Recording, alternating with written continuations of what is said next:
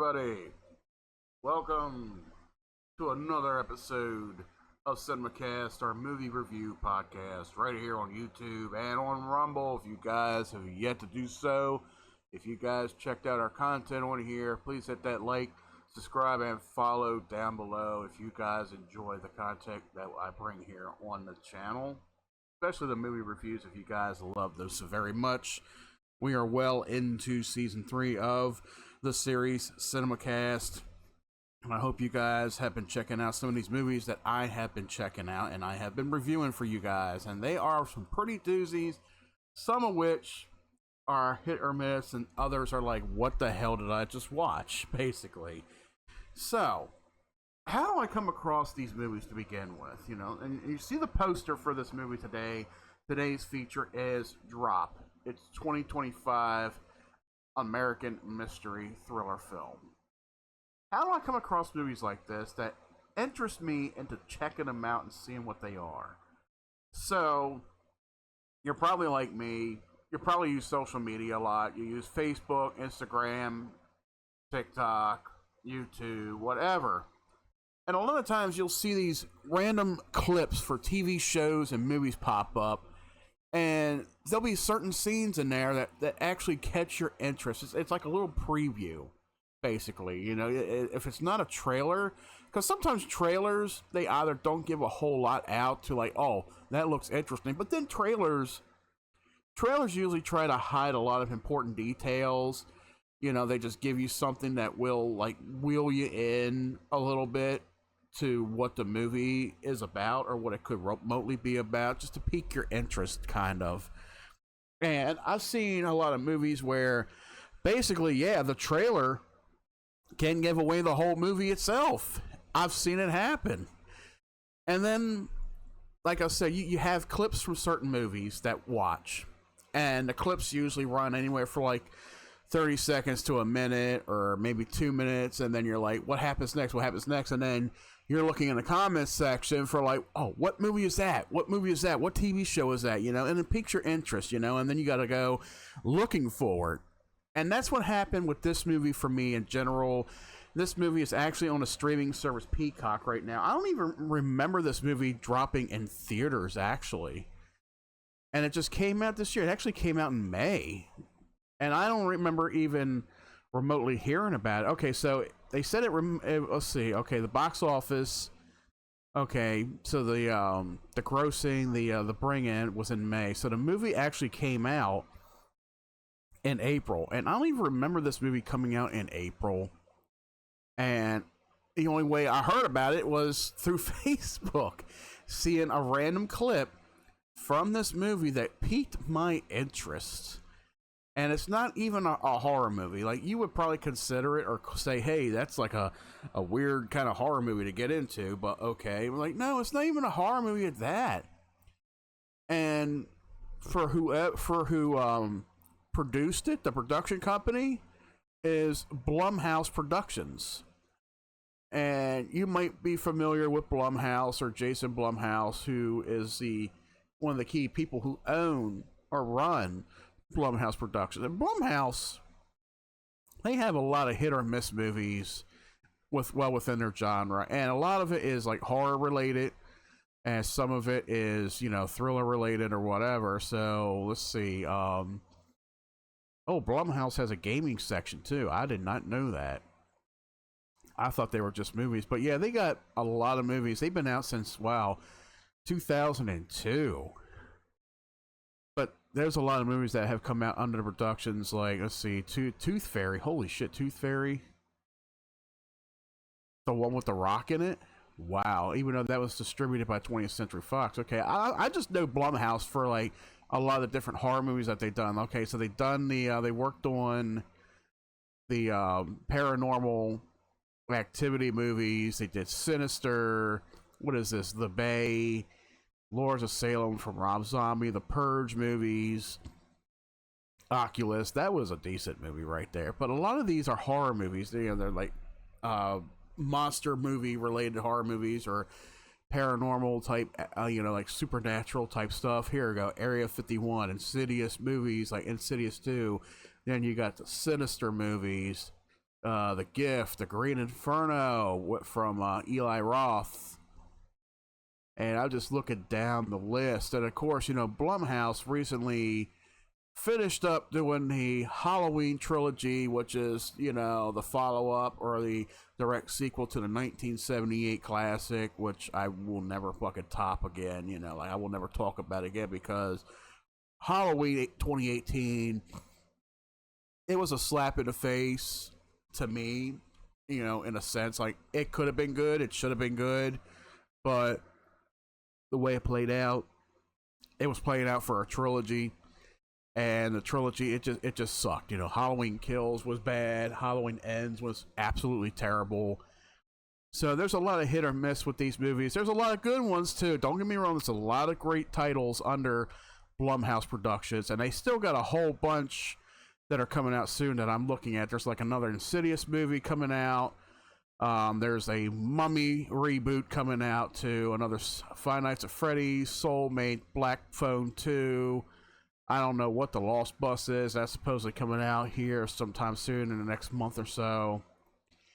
But yeah, Blumhouse Productions worked on this movie, and it was distributed by Universal Pictures. Now, Drop is like I said, a 2025 American mystery thriller movie, which is directed by Christopher Landon. And looking at his repertoire here, so he's written a lot of movies, and he's produced some of them, produced quite a few of them, and a lot of them under his belt are the Paranormal Activity movies, and he only directed, he only directed one of them, which was the Marked Ones. But he's done a lot of writing for movies. He's done a lot of producing. He's only directed quite a few. He's directed and written Happy Death Day, those movies. Hard Eyes was one that he wrote and produced. That one, I actually did a review for that one, if you guys want to check that one out. So yeah, he's very familiar within the realm of what he's working with. So, but this one actually has some terrific writing to it, I will say, and it's very, very interesting. This is a very interesting take on this type of movie. And in the film, a widowed mother receives threatening messages during her first date in years, which causes her to question her date and fear her safety. And what got me intrigued within this movie was the fact that there was a scene where she's sitting at the table at dinner with this guy, and she keeps receiving these threatening messages saying, call the police and your son dies, leave the restaurant, your son dies, tell anybody, your son, that kind of thing, and she's trying to figure out, well, who the fuck is it now in this day and age? And you see her holding a cell phone in the movie poster. And this day and age, we have movies where technology can either be your best friend or your worst enemy, and you can use it to your advantage, or it can be used to manipulate you and work against you in a sense. And this is one of those movies that kind of works in both ways in general. And you got to think, look back to 1996, I believe it was, 1996, 1997, with movies like Scream from Wes Craven. Movies like that is what made caller IDs more popular and more needed for people who receive those mysterious phone calls and you don't know who the hell is calling you and from what number. So, yeah, if Scream made you want to invest in a caller ID system, movies like this take it one step too far, where you don't know who's trying to contact you, and especially when you don't know, okay, it's not even a random number that calls her, it's just a random app that she uses, and this person uses this app to message her, and she can't say anything about it. She can't look nervous, she can't look scared, and she can't say anything about it. So basically, this is a woman who suffers from, and you'll see this at different scenes throughout the movie, different flashbacks. Now, I will say there might be some spoilers that I'm going to throw in here, but please bear with me. If you guys have yet to see this movie, go check it out right now. It's actually on Peacock. So if you're subscribed to the Peacock service, go check this movie out and come back and check out the review. So this woman, she suffers from a sort of form of PTSD, I guess I could say that, where she had a violent encounter with this man. And you'll see this right at the beginning of the movie. You know, it kind of Tarantino's itself throughout the movie, but you'll see flashbacks of that certain scene as to what is happening and why it is happening, to who her abuser is, and if they died, or if she killed them, or if she was at fault, or whatever. But she ends up suffering from this. You know, she begins dating once again, following the death of her abusive husband, as he is called. And she ends up leaving her son at home in the care of her younger sister, this young woman that she knows.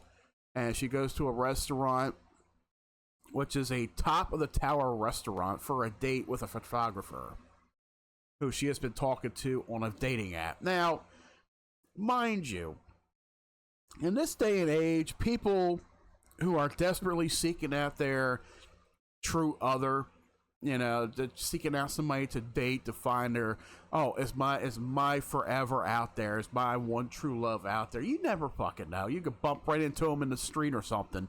But nowadays, people use dating apps. I mean, granted, 40, 50 years ago, people were going through like dating services and newspapers and shit, you know, like, hey, where's my other significant other at, you know? Where's my significant other? You know, they're out there. And there's like newspaper clippings and fucking magazine clippings like, hey, we just got married, or we just met, you know, that kind of thing. But yeah, dating apps have been around for the last, 15 years or so, you know, in the golden age of cell phones, even fucking websites, you know, people were going online to websites and meeting people there, and like, hey, it's a blind date, you know, like, dude, people really trust blind dates, though. Like, did people really trust blind dates? I mean, some of them do, and then a lot of them are like, wow, this is amazing, or be like, this is not what I expected. I expected something like this. You never trust a blind date, really. You never do. And I'm not really saying that for this woman's character, who's played by Megan Fahey, Fahy, I guess that's how you pronounce her last name, Fahy. So she goes to a restaurant to meet up with her date, and it is, you know, she doesn't know anything about him. So she shows up at the restaurant, you know, he's about 5-10 minutes late. He tells her, she meets at the bar, and she's already talking to a couple other people, one of them which is, you know, waiting for a blind date to show up, you know, and she takes a talking to him and wishes him good luck, and then her date arrives, so they're taken to a table where they begin talking, but she's also receiving these weird pictures coming to her, and in somewhat of a threatening way, but she becomes more concerned with them. And even her date is like, yeah, I get those all the time. There's probably somebody here who's well within the range of you, who's just like, we'll just click on your name and send you a random picture, a random text, or something like that, you know? So it could be somebody in a restaurant. But then she starts checking home. Now, also in this golden age of technology, we have wireless camera systems. People usually use those on like Ring cameras for their front door, their back door, anywhere in the yard or whatever. Some people will use them inside their homes to make sure that everybody's safe in their household, or make sure nobody's breaking in or anything. And she checks her cameras and she takes notice that, hey, there's somebody inside my house and they have a gun. So they're a threat now. And then she begins receiving these text messages saying, don't say anything, or your son dies, leave the restaurant or call 911 or your son dies, you are going to do as I told you, that kind of thing. And you see these text messages, they pop up as like random text bubbles that pop up on the screen that show you what the person is talking about, so you don't have to really look at the phone screen. You know, you just see what he's writing, and in a sense, so it's very cool how they played that out. And she's very nervous, she's very on the edge, and it takes her a while to figure out who is really sending her these messages and why they're sending her these messages. And it all falls into place pretty well. You know, you expect the date to be, you know, somebody who is definitely involved with this person and why this person is coming after her in particular. So I'm not going to go too much into the details with the plot, but I will say with this movie, it definitely has a nice little twist to it as to who is stalking her on her phone, who it is, and even as the poster says, everyone is a suspect. She's sitting in a restaurant with a couple dozen people or more. Anybody could be messaging her. Everybody's pretty much on a cell phone, so anybody could be messaging her, picking her as to what, you know, what's going on. So everybody's a suspect. And she begins getting more and more worried for her son's safety, her sister's safety, and eventually she finds out who it is and learns who they are and why they are doing what they're doing.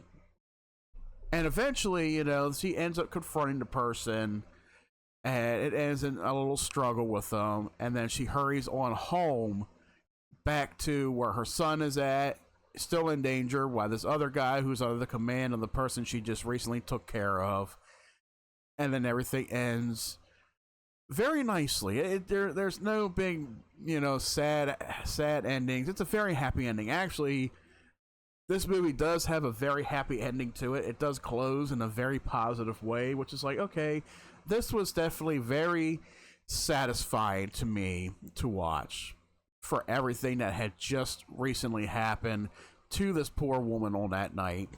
And I will say, for a movie that's got a runtime of 95 minutes, for everything that has happened and that does happen in this movie, everything is paced out perfectly, especially the ending scene, which you imagine probably should have taken a little bit more longer, you know, stretched out. But, you know, how can you stretch out something like that, you know, like toward the very, very ending, when it's like that person, this other person that's involved, there's really nothing too much to hold on them. Really, they're just a throwaway character put in there on command by the main villain, basically. But yeah, this movie, this does have a lot of tension, a lot of thrills on it, and this will definitely make a lot of people on their edge of their seat, trying to figure out who it is and what the next move is and what this woman is going to do, what she is being told to do, because there's a child involved. And usually in a lot of movies, when there's children included in a movie, children are going to be the biggest victims of all. There's always some kind of threat to a child. And especially you as a parent or somebody who cares for children, you're like, oh my God, please, why do they got to put a child as the victim? Why does a child got to be in danger all the time in a movie like this, you know, especially if it's somebody real close to the main character? And that's what happens here. So I'm going to look back on some critical responses to this movie. And of course, coming from Rotten Tomatoes, this movie does have an 83% consensus, which is the reviews are positive, on average rating of 6.6 out of 10. The website's consensus reads, a Hitchcockian thriller that cleverly utilizes modern technology for its twists and turns. Drop delivers on its pulpy premise while providing a welcome showcase for Megan Faye's leading lady chops. Yes, Hitchcockian is a clever, perfect word used for a movie like this, because if you're like me, okay, I wasn't around for back in the 50s or the 60s or anything like that, you know, movies that came out like Psycho and such, but if you're like me, you probably remember, you know, Alfred Hitchcock. He was the master of thrills, the master of suspense.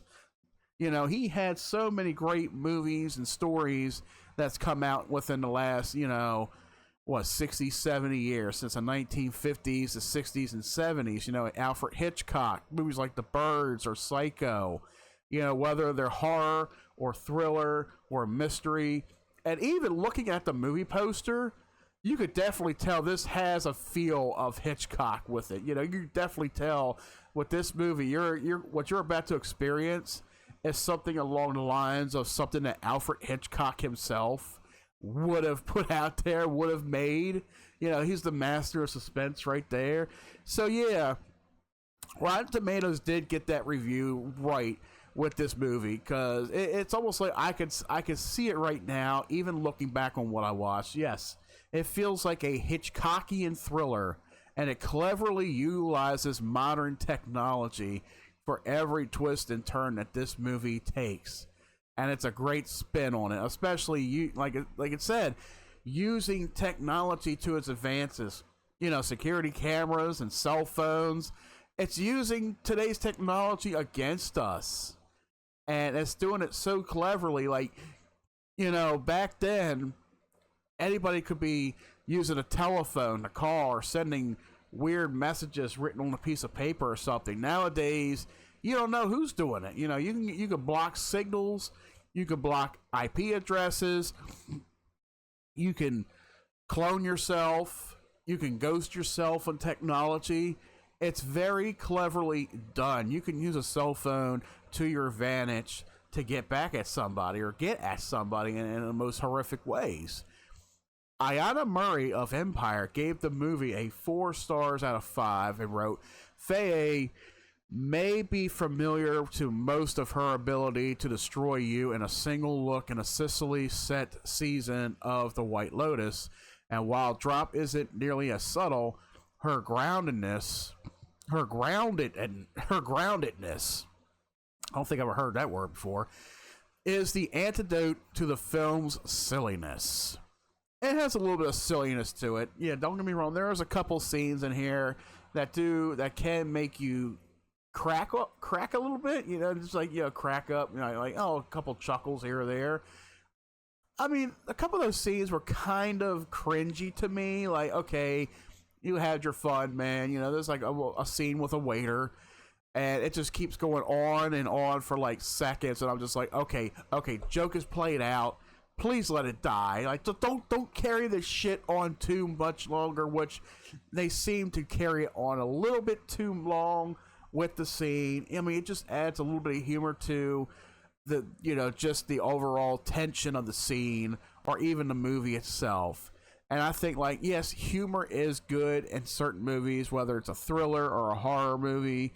You know, you got to try to lighten the mood a little bit. If somebody's a little bit too scared, or if they're a little bit too frightened, you know, it's like, you know, just relax them a little bit, you know, with just a little bit of humor to put them in a relaxing, comforting zone and let them know, yes, you are still watching a movie. Anything could happen, this and that.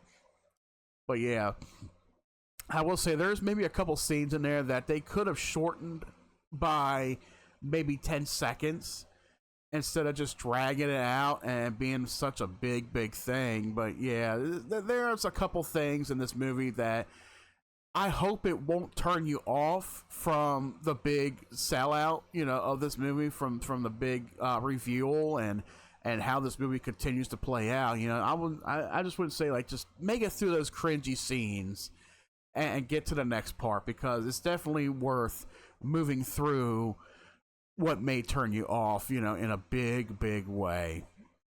And then we have M versus Hoi Tron Bui wrote, Drop comes from the same group of hypotheticals as Landon's greatest hits. What if someone blackmailed you into killing your first date? And the answer is a fun, efficient little thriller. Now, there are some negative reviews, however. Hopefully it doesn't give away too much. On a negative review, Odie Henderson of the Boston Globe was less enthusiastic, saying that the absurd plot in Drop might be tolerable if the film weren't so distastefully tethered to domestic violence. And of course, that has to be the saying of a liberal. That's like a liberal review right there, where they're like, oh, well, it shouldn't be tethered to domestic violence.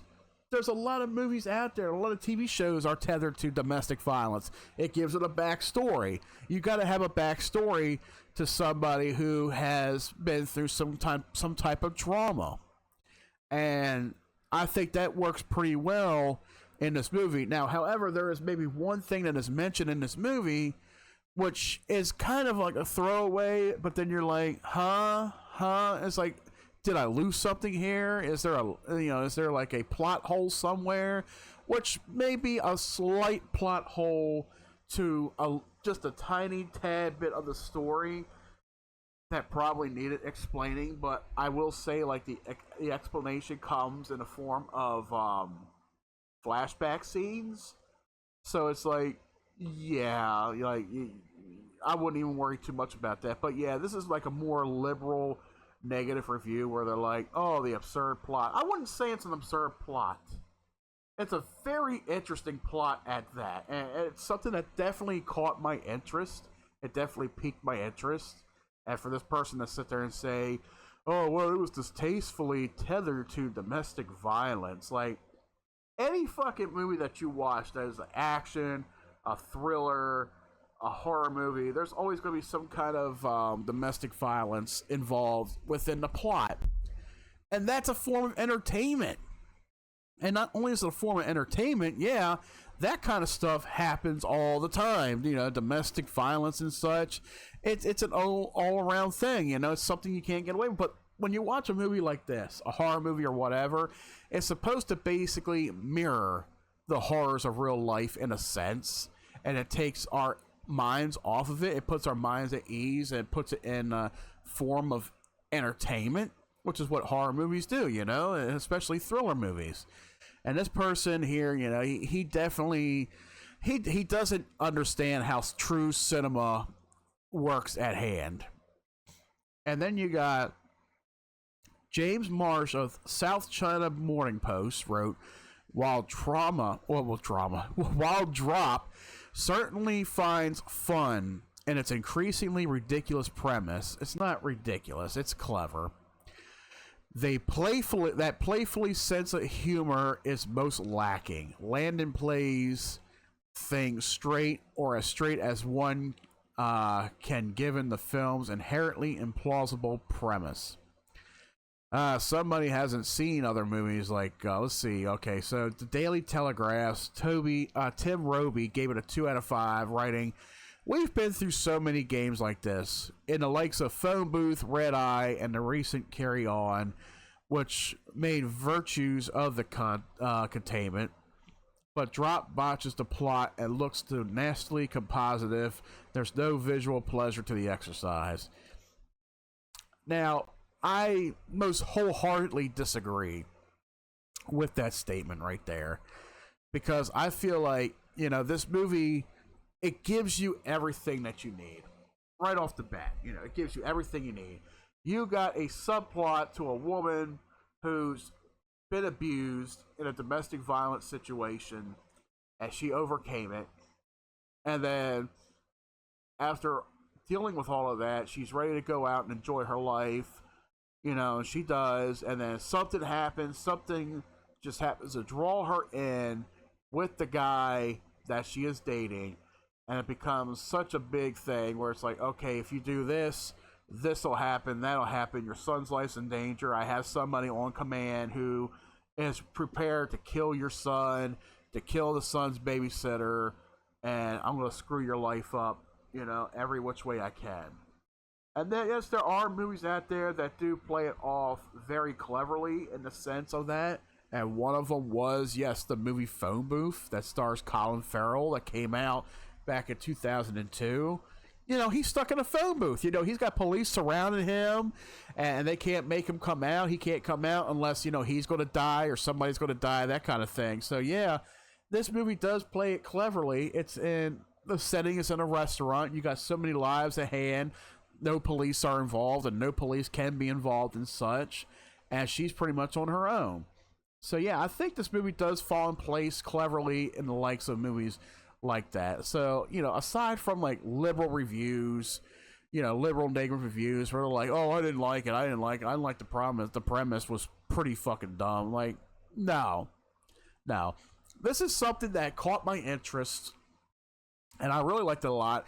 Even though there was a couple spots in the movie where I was just like, yeah, let's just keep it rolling, just keep going, just don't just stay off to this one fucking particular part in general, just keep off of it, that kind of thing. But other than that, this movie does play off its plot very well, and I really enjoyed it. I really think this movie definitely does have a lot going for it with its story and with its characters, and there's very so little when it comes to character development in this movie. It just goes in, it gives you the plot, tells you, okay, this here, that here, this is all you need to know, boom, and you're right into it. So what do I give Drop? I give this movie an 8.5 out of 10 stars. This is one movie that definitely hit me solid, and it's something that still resonates with me even well after making this review. And it's definitely a really good movie. It's a really good watch. So if you guys have Peacock, if you stream on Peacock, check out this movie now. I think you guys will definitely enjoy it. And that does it for today's episode of Cinemacast, guys. I'd like to thank you all for coming out here and checking out the movie reviews, checking out our content as well. Be sure you hit that like and subscribe button on your way out if you guys enjoy the content. This is also uploaded on our Rumble channel. If you're on Rumble, hit that follow over there, hit that like, tell your friends about us, guys. Check out our other episodes of Cinemacast. We are on season 3, so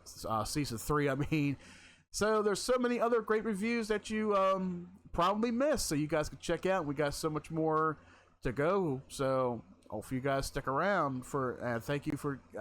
Thank you. I'm lost for words right now. Thank you once again for checking out today's feature, which is Drop. Came out April 2025. Until next time, guys. Catch you right back here at the cinema.